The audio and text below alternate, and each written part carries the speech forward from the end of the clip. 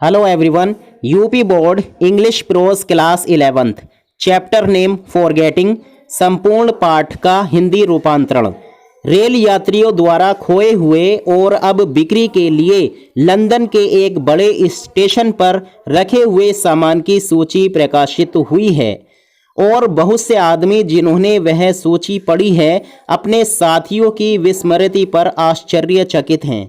यदि इस विषय पर सांख्यिकीय आंकड़ों का लेखा जोखा उपलब्ध हो फिर भी मुझे संदेह है कि यह देखने में आएगा कि विस्मृति सामान्य है। यह मानव की याददाश्त की कार्यकुशलता है, न कि अकुशलता, जो मुझे आश्चर्य में डाल देती है। आधुनिक मनुष्य टेलीफोन के नंबरों को याद रखता है, उसे अपने मित्रों के पते भी याद रहते हैं, उसे उच्च गुणवत्ता वाली शराब उत्पन्न करने की तिथि याद रहती है, उसे दोपहर व रात्रि के भोजन की निमंत्रण तिथियां याद रहती हैं। उसकी स्मृति में अभिनेताओं, अभिनेत्रियों, क्रिकेट के खिलाड़ियों, फुटबॉल के खिलाड़ियों तथा हथियारों के नाम भरे रहते हैं। वह आपको बता सकता है कि कई वर्ष पूर्व अगस्त के महीने में कैसा मौसम था और उस देहाती होटल का नाम भी जहां उसने ग्रीष्म ऋतु में बहुत बुरा भोजन किया था। उसके साधारण जीवन में पुनः उसे लगभग सभी चीज़ें याद रहती हैं जिनको याद रखने की उससे उम्मीद की जाती है।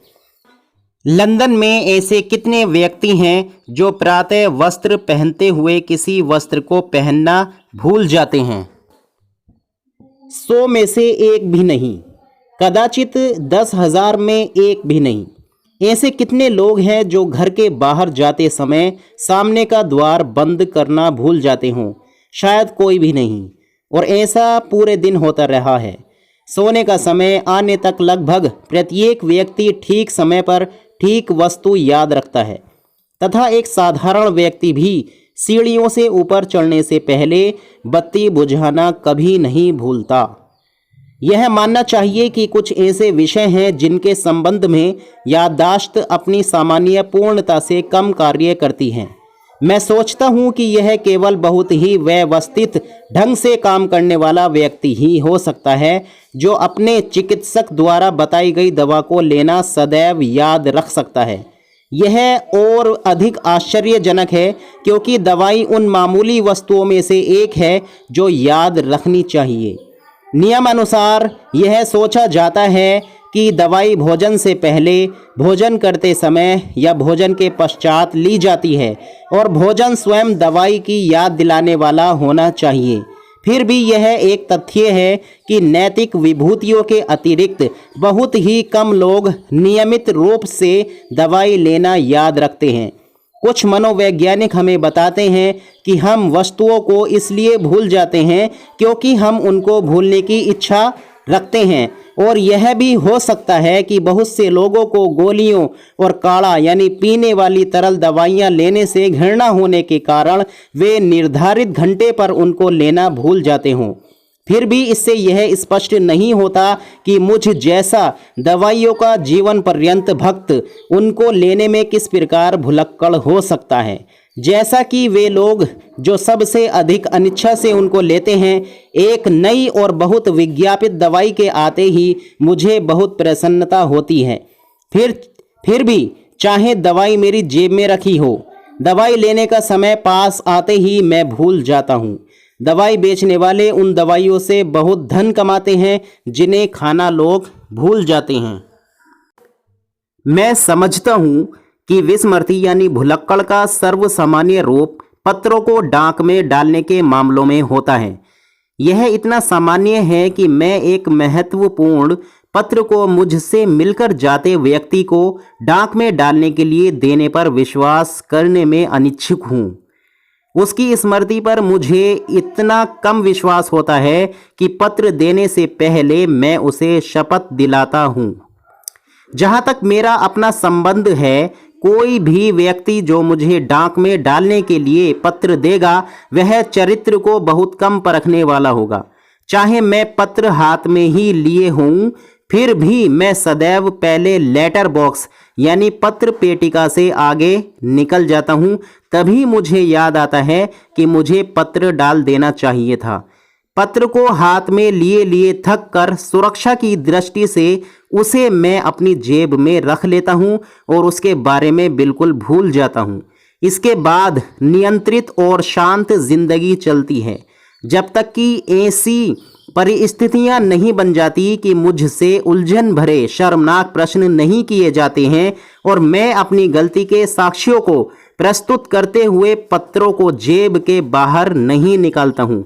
यह माना जाता है कि ऐसा दूसरे लोगों के पत्रों में मेरी रुचि कम होने के कारण होता होगा, किंतु यह स्पष्टीकरण नहीं हो सकता, क्योंकि मैं उन थोड़े से पत्रों को भी डालना भूल जाता हूं जिनको मैं स्वयं लिखना याद रखता हूं। जहां तक रेलगाड़ियों और टैक्सियों में सामान छोड़ने की बात है, ऐसे मामलों में मैं बड़ा अपराधी नहीं हूं। छड़ियों और पुस्तकों के अतिरिक्त मैं लगभग किसी भी वस्तु को याद रख सकता हूं और प्राय पुस्तकों को भी मैं याद रख सकता हूं। मुझे छड़ियों को रख पाना पूरी तरह असंभव लगता है। उनके प्रति मेरी रुचि पुराने फैशन की है और मैं उनको प्राय खरीदता रहता हूं, परंतु मैं ज्यों ही किसी मित्र के घर जाता हूं अथवा रेलगाड़ी में यात्रा पर जाता हूं, तब एक अन्य दूसरी छड़ी खोई हुई वस्तुओं की दुनिया में चली जाती है। खो जाने के डर से मैं छाता ले जाने का साहस नहीं करता।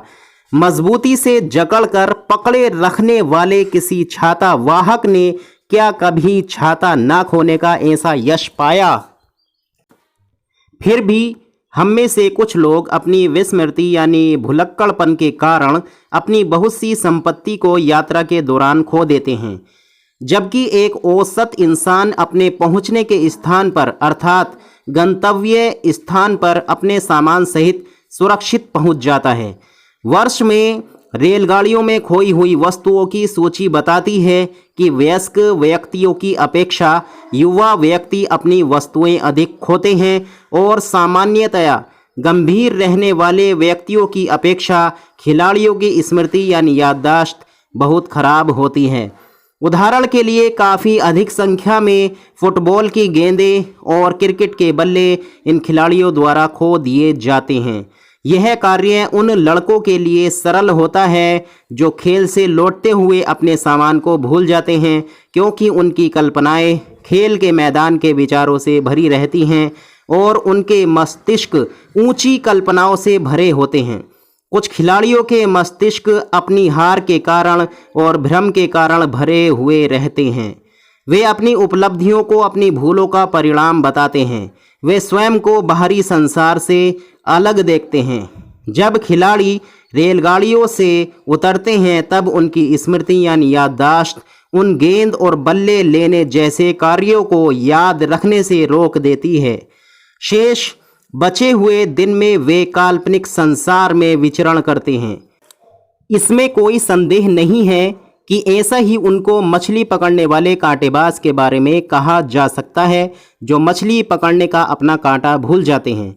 सामान्य रूप से कांटेबाजों के बारे में कहा जाता है कि वे सबसे अधिक कल्पनाओं में खोए रहते हैं और एक मछली पकड़ने वाला जो मछली पकड़ने के बाद अपने कार्य में विस्मृति यानी भुलक्कड़पन को बताने के लिए विवश होता है, उसके द्वारा वास्तव में मछली पकड़ने के कांटे को भुला दिया जाता है, क्योंकि वह कल्पना संसार के सपनों में खोया रहता है।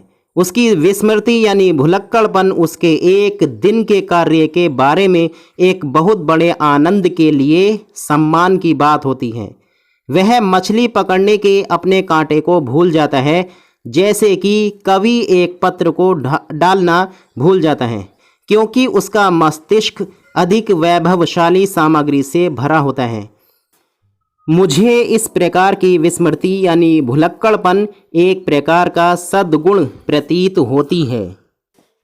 विस्मृत यानी भुलक्कड़ व्यक्ति एक ऐसा व्यक्ति होता है जो अपने जीवन को सर्वश्रेष्ठ ढंग से संवार रहा होता है, इसलिए उसके पास औसत दर्जे के कार्यों को याद रखने के लिए समय नहीं होता है। पत्र को पत्र पेटिका में डालने के लिए कौन सुकरात या कॉलरिज पर यकीन कर सकता था? उनकी आत्मा इन वस्तुओं से ऊपर थी, अर्थात वे अपने दार्शनिक उच्च विचारों में डूबे रहते थे। इस प्रश्न पर कि क्या अच्छी याददाश्त का होना आवश्यक है, प्राय वाद विवाद छिड़ता रहा है और भूल करने वाले व्यक्ति कभी कभी अपनी श्रेष्ठता मनवाने का प्रयास करते रहे हैं। वे कहते हैं कि एक व्यक्ति जो पूर्ण रूप से स्मरण करने वाला यंत्र है, प्रथम श्रेणी की बुद्धि वाला व्यक्ति कभी नहीं होता। वे बच्चों या बड़ों के विविध दृष्टांतों का उल्लेख करते हैं जिनकी आश्चर्यजनक स्मृतियाँ थीं और कहने को उनमें कोई बुद्धि नहीं थी। फिर भी मैं सोचता हूँ कि कुछ मिलाकर महान लेखक व महान संगीतकार विलक्षण स्मरण शक्ति वाले हुए हैं। जिन कवियों को मैं जानता हूँ उनकी याददाश्त उन शेर दलालों से कहीं अच्छी थी जिनसे मैं परिचित रहा हूँ। वास्तव में स्मृति उनकी कला की आधी ही धरोहर है। इसके विपरीत ऐसा लगता है कि राजनेताओं में भुलक्कड़पन का तत्व अधिक होता है। दो राजनेताओं को एक ही घटना का स्मरण करने दो। उदाहरणार्थ, किसी मंत्री परिषद की बैठक में क्या हुआ था और उनमें से प्रत्येक आपको कहेगा कि दूसरे राजनेता की कहानी अत्यधिक गलत है। या तो उसकी स्मृति छलनी जैसी है या वह सच को झूठ में बदलने वाला दुस्साहसी है। राजनेताओं की आत्मकथाओं तथा भाषणों में तथ्यों को बार बार चुनौती दी जाती है। यह इस पहलू को दर्शाती है कि संसार ने अभी तक आदर्श राजनेताओं को उत्पन्न करना आरंभ नहीं किया है। ऐसे व्यक्ति जिनमें महान कवियों के समान याददाश्त व बुद्धि कौशल दोनों ही तत्व मिलते हों। साथ ही साथ सामान्य रूप से अच्छी याददाश्त इनकी औसत होती है कि हम एक व्यक्ति को जो इसे नहीं रखता उसे सनकी या झक्की कहते हैं। मैंने एक ऐसे पिता के बारे में सुना है जो बच्चों को घुमाने वाली 4 पहियों वाली गाड़ी में अपने बच्चे को घुमाने ले गया था और अपने भ्रमण के दौरान उजली धूप के प्रलोभन में रुक गया और शराब पीने के लिए मधुशाला में प्रवेश कर गया। बच्चे को गाड़ी में बाहर छोड़कर वह शराब पीने के बाद वहां से पिछले दरवाजे से बाहर निकल गया। थोड़ी देर बाद उसकी पत्नी को कुछ खरीदारी करनी थी। वह उस शराब खाने के सामने से गुजरी जहां अपने बच्चे को सोता हुआ देखकर भयभीत हो गई। अपने पति के व्यवहार पर नाराज़ होकर उसने उसे सबक सिखाने का निश्चय किया, अपने मन में कल्पना करते हुए कि जब वह बाहर आएगा और बच्चे को गायब देखेगा, वह बच्चा गाड़ी वहां से ले गई। वह घर पहुंची यह सोचते हुए कि उसका पति घबराया हुआ चेहरा और कांपते हुए होठों के साथ शीघ्र ही यह सूचित करेगा कि बच्चे को चुरा लिया गया है। वह उसकी दशा का क्रोध के साथ आनंद उठाएगी, लेकिन वास्तविकता इसके विपरीत निकली। जब दोपहर के खाने से तुरंत पहले उसका पति प्रसन्नतापूर्वक मुस्कुराता हुआ आया और पूछा, मेरी प्रिय, आज खाने में क्या बनाया है? बच्चे के विषय में वह भूल गया था कि वह उसे अपने साथ बाहर ले गया था। किसी दार्शनिक से नीचे स्तर के कितने लोगों में इस प्रकार का भुलक्कड़पन होगा? मुझे आशंका है कि इसमें से अधिकांश लोग ऐसी ही कमज़ोर स्मरण शक्ति लेकर जन्म लेते हैं। यदि ऐसा नहीं होता तो किसी भी आधुनिक बड़े शहर में परिवार व्यवस्था सुचारू रूप से चल ही नहीं सकती है। Please like and share this video. Thanks for watching.